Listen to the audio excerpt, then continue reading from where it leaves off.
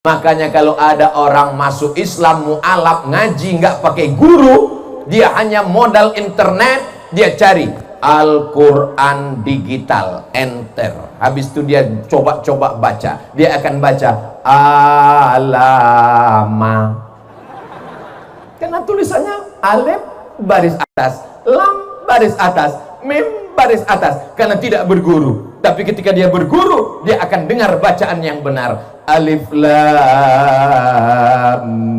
mim. Tidak ada tulisannya begitu. Kita berguru kepada guru-guru kita. Itulah makanya disebutkan man la syaikha lahu fasyaitanu syaikhuhu. Siapa yang tidak berguru, maka setanlah gurunya. Allahumma salli ala Sayyidina Muhammadin wa ala alihi wa sahbihi. Kalau tuan ke Pamekasan, jangan lupa membawa kipas. Kenapa ada nama yang tak disebutkan? Karena tak tertulis di atas kertas.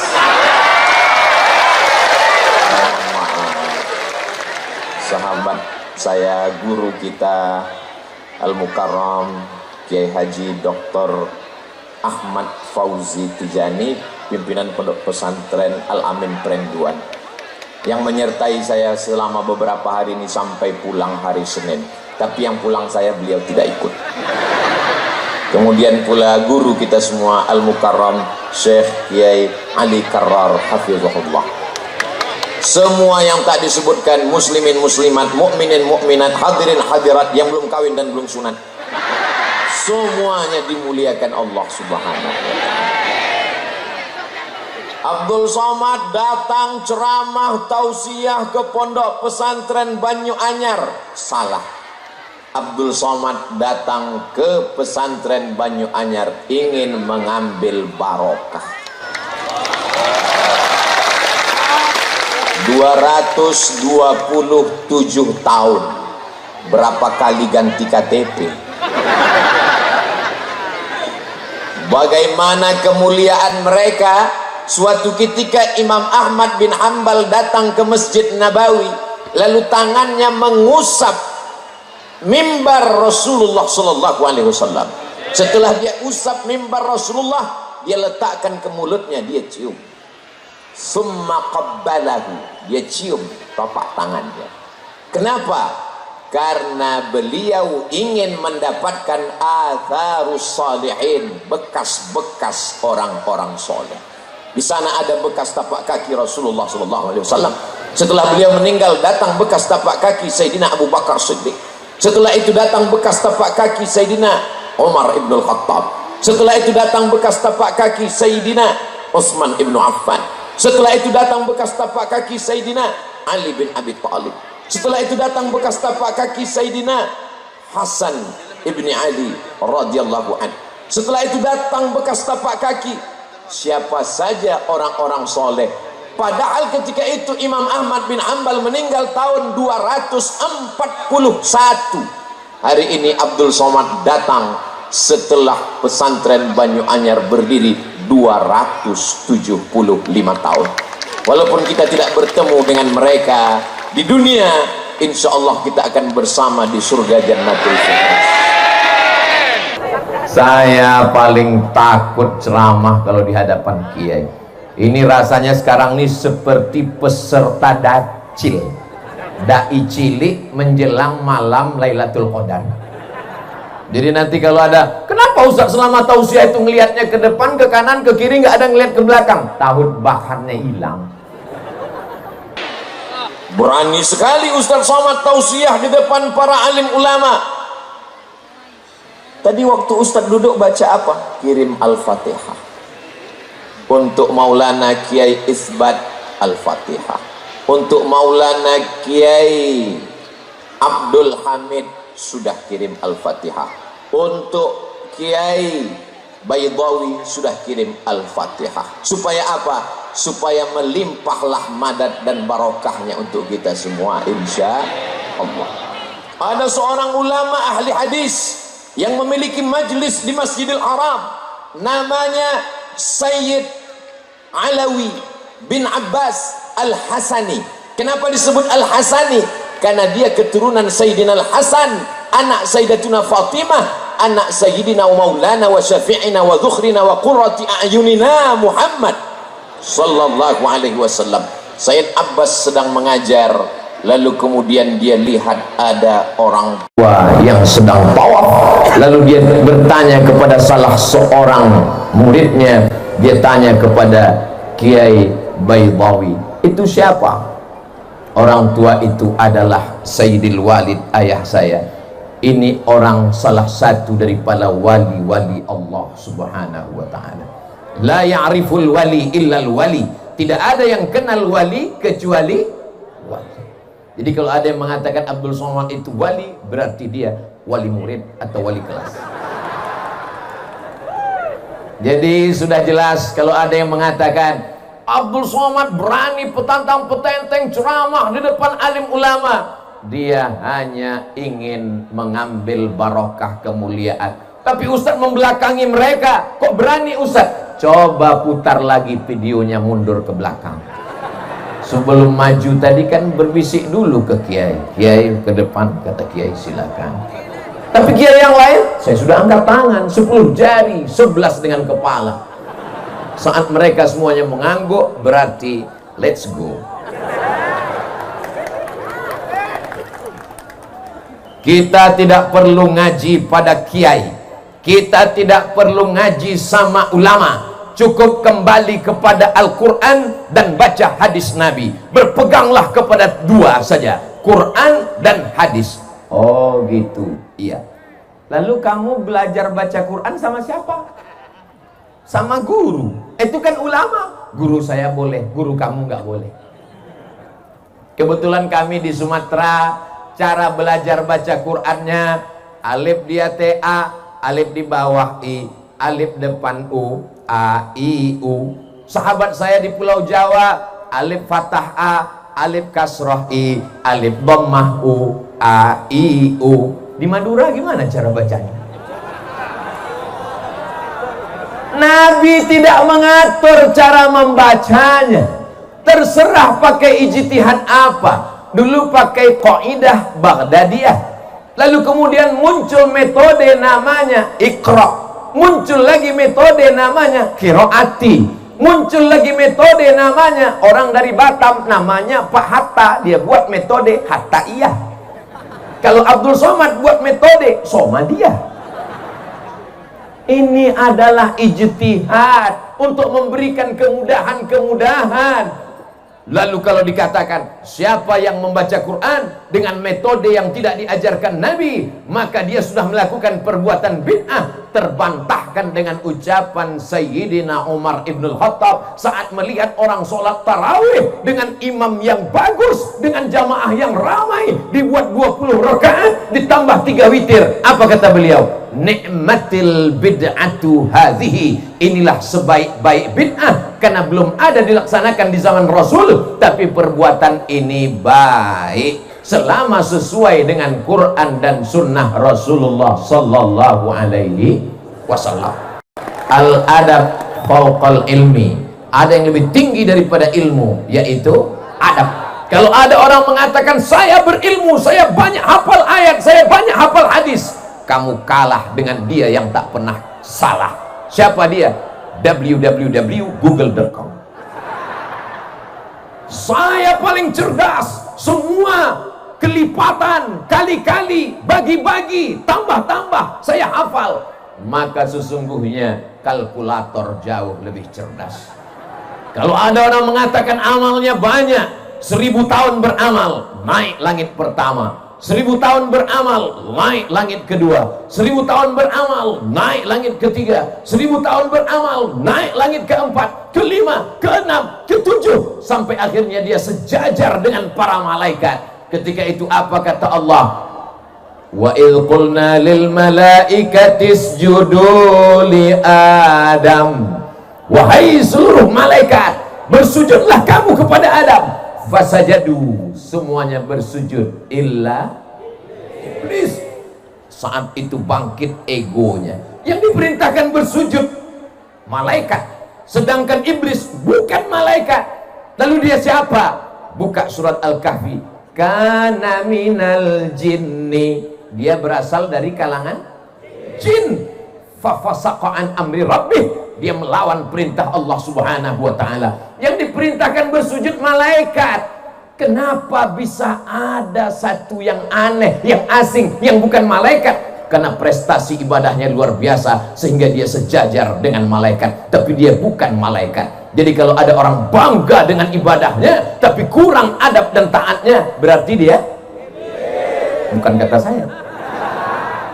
Suatu ketika saya sedang menyampaikan tausiah, datang orang ngasih kertas. Ustaz Somad, ini ada pertanyaan.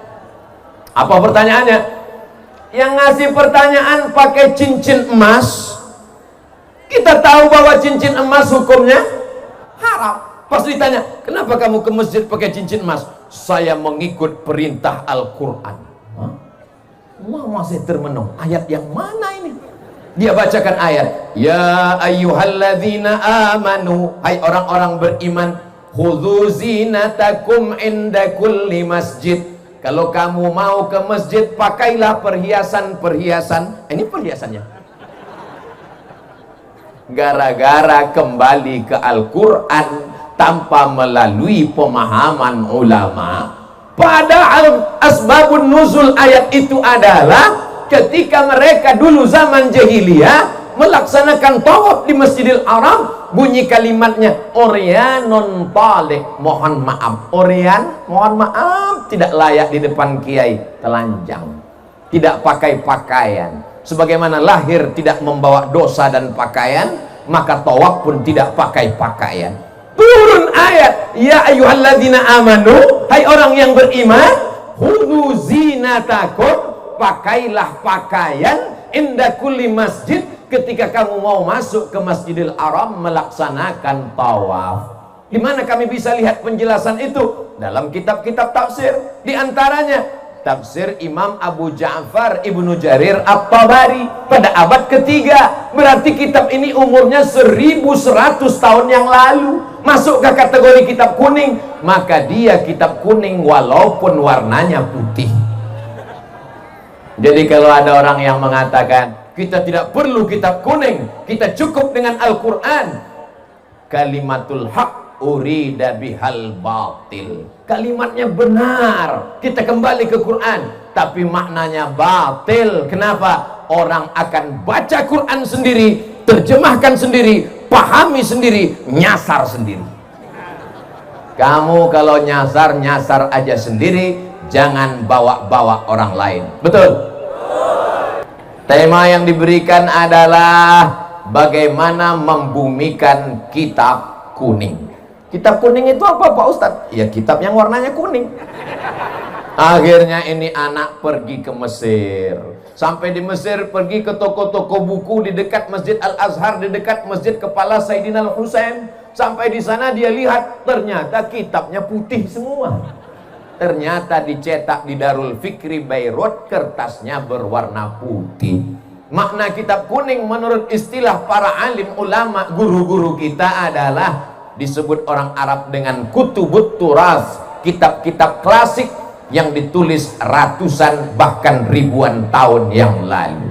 Saya kebetulan pernah kuliah di Malaysia, Universiti Kebangsaan Malaysia.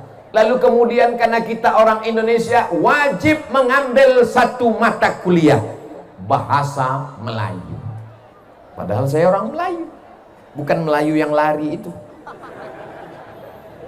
Saya ini dari Sumatera, orang Riau, Melayu. Pokoknya kamu orang Indonesia wajib ngambil mata kuliah bahasa Melayu. Nama dosennya Cik Rusdi. Kumisnya tebal. Lalu kemudian di suatu hari dia pun datang masuk kelas membawa manuskrip tulisan. Dia katakan, ini adalah manuskrip Melayu umurnya 100 tahun. Coba kalian baca masing-masing, silakan.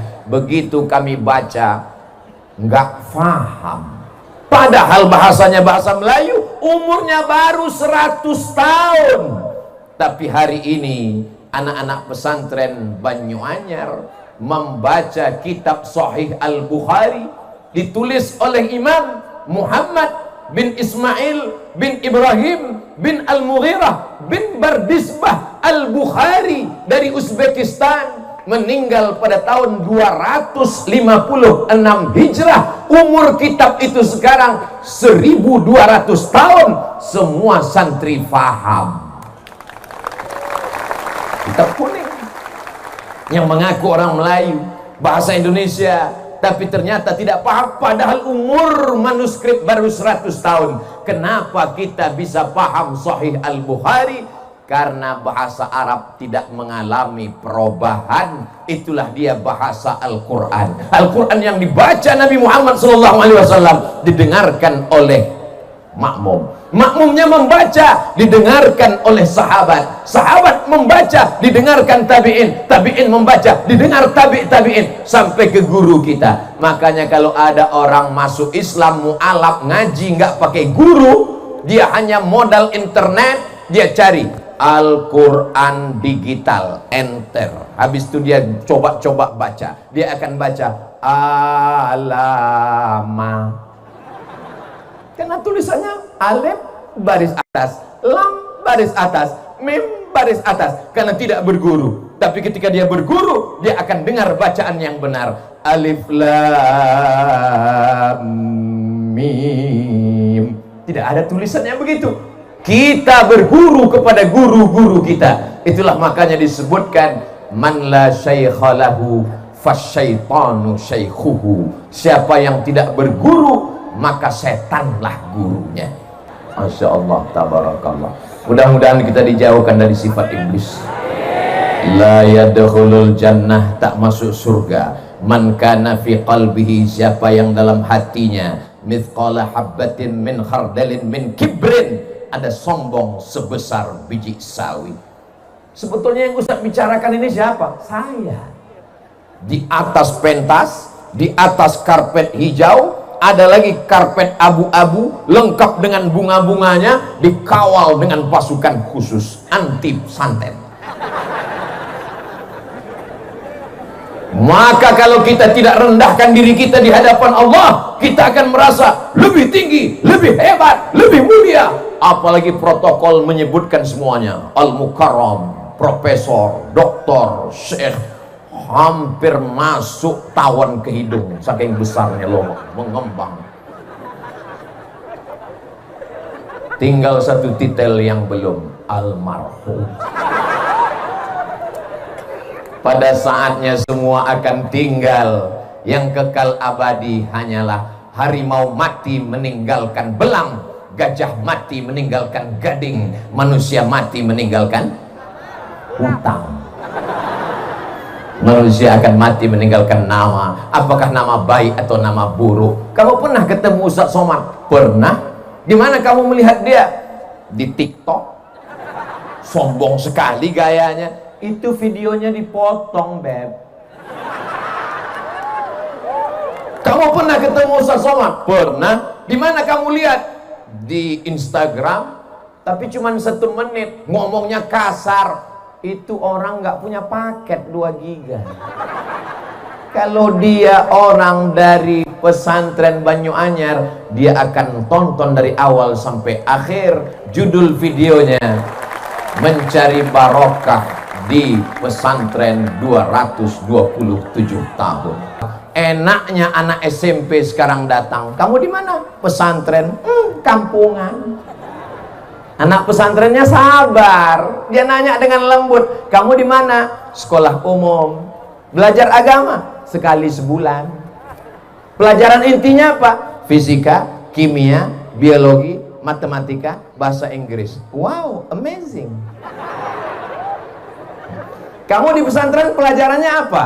Catat baik-baik ya. Iya, nahwu, shorab, balaghah, ma'ani, mantik, bayan, fikih, qawaidul fikih, usul fikih, hadis, mustalah hadis, rijalul hadis, tajwid, arud qawafi, tafsir, ulumul Quran. Stop, enough. Pesantren ini berat guys, biar aku aja.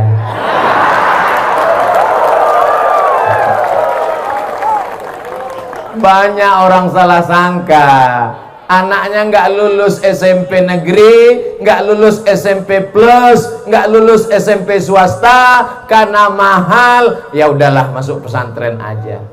Belum masuk pesantren aja udah error. Ditambah pelajarannya begitu banyak, hang. Cari anakmu yang paling jenius, cari anakmu yang paling pintar, cari anakmu yang paling tajam otaknya, masukkan dia ke pesantren. Tamat pesantren, dia akan menjadi Imam Al-Bukhari, dia akan menjadi Imam Asy-Syafi'i, dia akan menjadi Imam Al-Asy'ari, dia akan menjadi Imam As-Suyuti. Apa kata Imam Jalaluddin Abdurrahman As-Suyuti? Hafiztu mi'atai alfa hadis, aku hafal 200.000 hadis. Law wajadtu aktsara min dzalika la hafiztuha. Kalau aku dapat lebih dari itu, aku akan hafal juga. Ini banyak orang sekarang begitu enaknya ngomong. Imam Syafi'i manusia, saya manusia. Imam Syafi'i makan, saya makan. Imam Syafi'i nikah, saya lebih banyak. Imam Syafi'i itu tidur, saya juga tidur. Kalau Imam Syafi'i boleh baca Quran mengeluarkan hukum, saya juga bisa baca Quran dan mengeluarkan hukum. Orang yang begini jangan dimarahi, cuman tanya aja lembut-lembut sambil berbisik. Udah ngopi belum?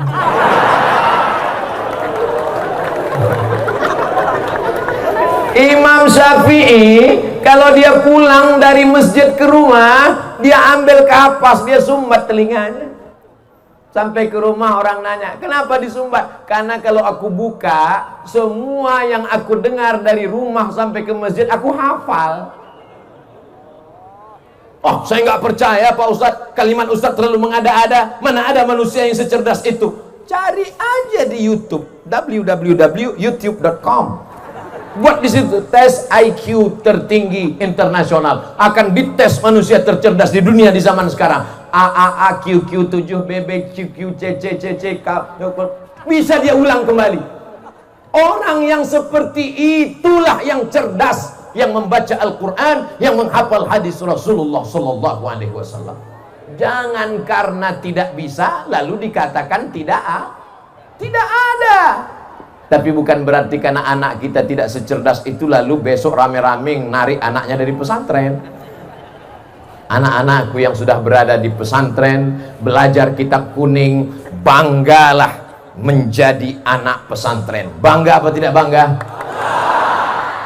Al-isnad minad din. Sanad adalah bagian dari agama. Fanzuru amman ta'khudhu dinakum. Perhatikan kamu ambil sanad ilmu kamu dari siapa. Orang sekarang kalau ditanya, kamu belajar dari siapa? Dari guru saya. Siapa guru kamu? Syekh YouTube. Nama lengkapnya siapa? Tabayatubu. YouTube. Belajar di YouTube nggak apa-apa kalau gurunya ada. Sebenarnya jamaah yang hadir hari ini, mereka cuma memastikan apakah Abdul Somad itu ada. Tadi di rumah Kiai ketemu dengan beberapa adik-adik, ketemu, ini Abdul Somad yang selalu kulihat di YouTube. Memangnya ada orang di YouTube itu nggak ada di alam nyata? Ada. Anak saya selalu ngelihat dia, saya selalu ngelihat dia. Pas saya datang ke kampungnya dia nggak ada. Siapa itu? Upin Ipin. Memangnya ada di YouTube itu yang suaranya ada, orangnya nggak ada? Ada. Suaranya ada, tapi orangnya nggak ada. Siapa itu? Ya itu kalau kita tanya, Anda sedang berada di Jalan Sudirman, jangan belok kiri, terus aja. Itu suaranya ada, orangnya nggak ada. Itu mesin. Kalau dijamin orangnya ada, kita dengar kajiannya. Kalau nggak paham kita tanya ke guru, kita bisa komplain. Maka ini adalah perbuatan kemajuan teknologi membuat kita menjadi mudah untuk belajar. Bukankah dulu Al-Quran tidak ditulis di atas kertas? Al-Quran ditulis di pelepah korma, di tulang onta, di batu yang ceper. Masya Allah, langsung kertas datang. Syukran Kiai. Kertas barang mewah dari Tiongkok. Mereka membuat bubur yang terbuat dari bambu. Karena negeri itu disebut dengan negeri tirai bambu. Bambunya habis dimakan oleh panda. lalu kemudian bambu dibubur, setelah bubur bambu dijemur, jadilah kertas. Lalu kemudian kita pun sekarang menemukan ada yang disebut dengan pulp and paper. Pulp, bubur kertas. Paper, bubur yang sudah dibuat menjadi kertas. Kertasnya kenapa warnanya kuning? Karena terbuat dari ubi yang murah. Kertas yang mahal, yang punya uang adalah orang Eropa dan Amerika. Ini termasuk kertas yang mahal. Kenapa? Karena lintar tintanya tidak luntur. Apa yang terjadi ketika kertas tidak ada? Mereka menulis Quran di pelepah korma, di tulang onta. Lalu kemudian kapan Al-Quran baru ditulis di atas kertas? Ketika 70 penghafal Quran meninggal dunia memerangi seorang nabi palsu bernama Musailamah Al-Kadzab. Nama kampungnya Yamamah, nama orangnya Musailamah, nama kampungnya Yamamah. Karena mikrofonnya kurang jelas, jamaah pulang ke rumah cerita nama nabi palsunya Yamamah, nama kampungnya Musailamah. Yang cerita serius, yang dengar ngangguk. Lalu kemudian apa yang terjadi?